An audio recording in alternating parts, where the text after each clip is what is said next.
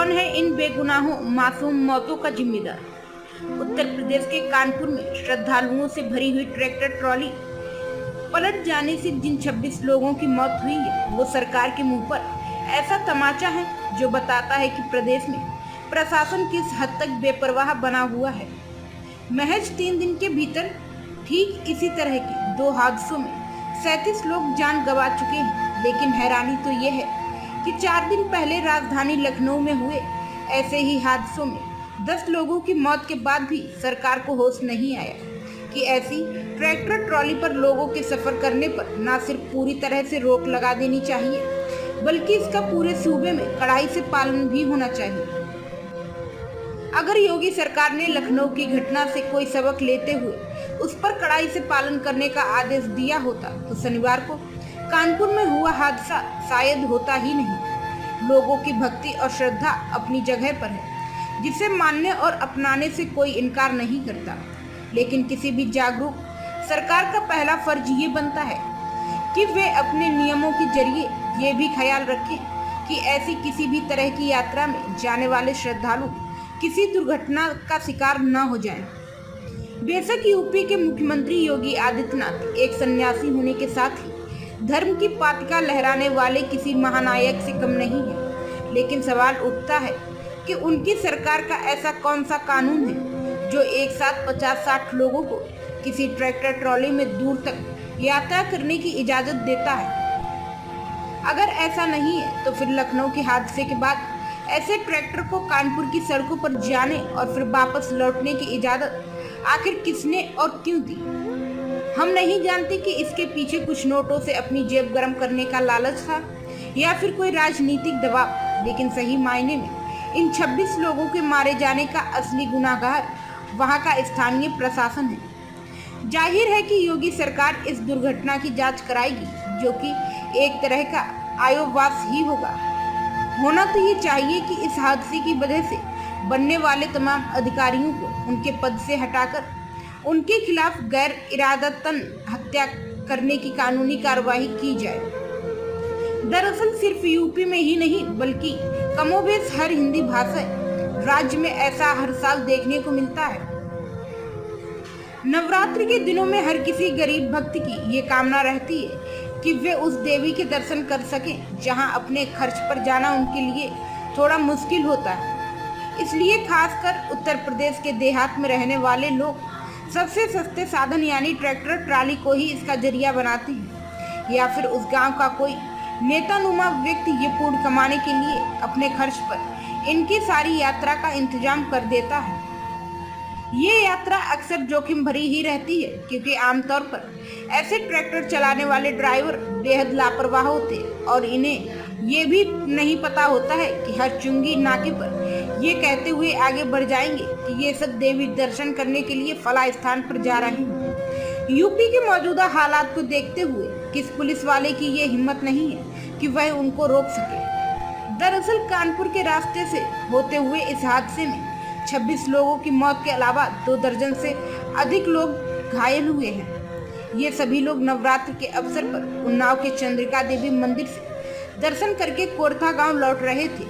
जान गंवाने वालों में 14 बच्चे और 13 महिलाएं बताई जा रही हैं। अब आप इसे देवी का कोई प्रकोप समझे या फिर संयोग, लेकिन सच तो ये है कि 4 दिन पहले लखनऊ में भी ऐसी ही घटना हुई थी जिसमें 10 लोगों की मौत हो गई थी।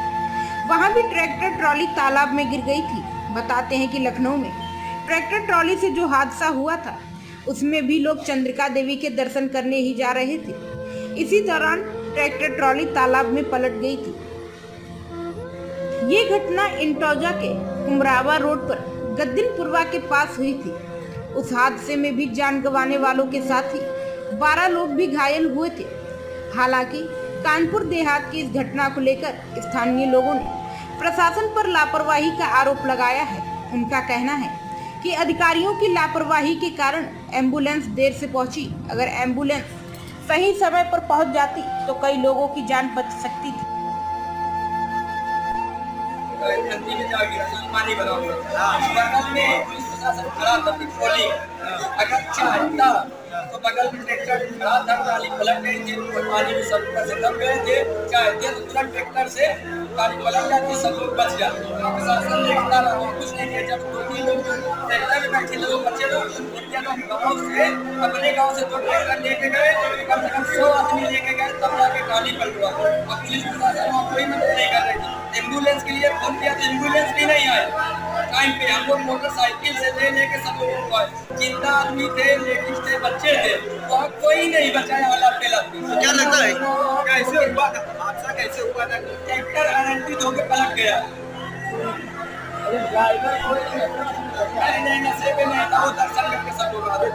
कहाँ से कहाँ आ रहे थे? लगभग 30 लोग हैं, 10-12 बच्चे, बाकी लेडीज और आदमी है।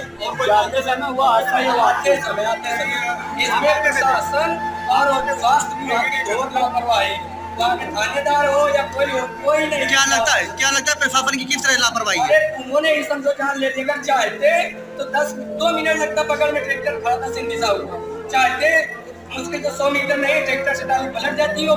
मानो 2-4 लोग मर भी जाते, उसे मरते नहीं। अगर 10 मिनट 4 मिनट के अंदर ट्राली पलट जाती, सब बच जाते। हमारा गाँव हमारा गाँव पड़ता है 9 किलोमीटर, 5 ट्रैक्टर लेके हम लोग गए जानकारी हो, तब जाके पलटे और प्रशासन मुँह देखता रहा। और जब वहाँ कुछ लोग जिंदा भी बच्चे नहीं जिंदा, उनकी पानी नहीं निकाला, हम लोग दबा दे तो उनसे बोले एम्बुलेंस नहीं मिल पाए। हम लोग मोटरसाइकिल से लेके आया है, यहाँ कोई एक भी डॉक्टर नहीं, यहाँ दवा करते। बताया जा रहा है कि ट्रैक्टर काफी तेज चल रहा था, जो कि अनियंत्रित होकर पलट गया और पानी से भरे खेत में जा गिरा।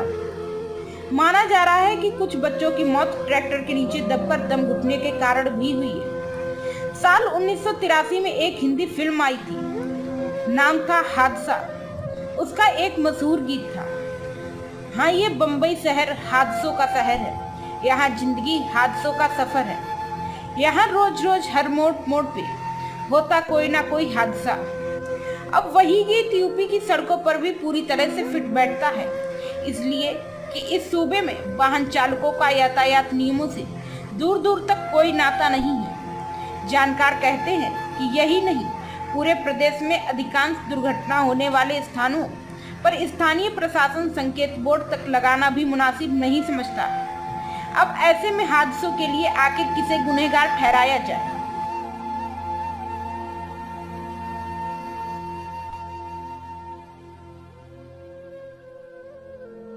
अपने आसपास की लेटेस्ट खबरें देखने के लिए हमारे चैनल अनंत न्यूज को लाइक एवं सब्सक्राइब अवश्य करें। साथ ही बेल का आइकन दबाएं, जिससे आपको आसपास की सभी न्यूज टाइम पर मिलती रहे।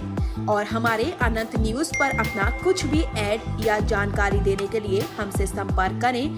दिए गए मोबाइल नंबर पर मैसेज या कॉल करें।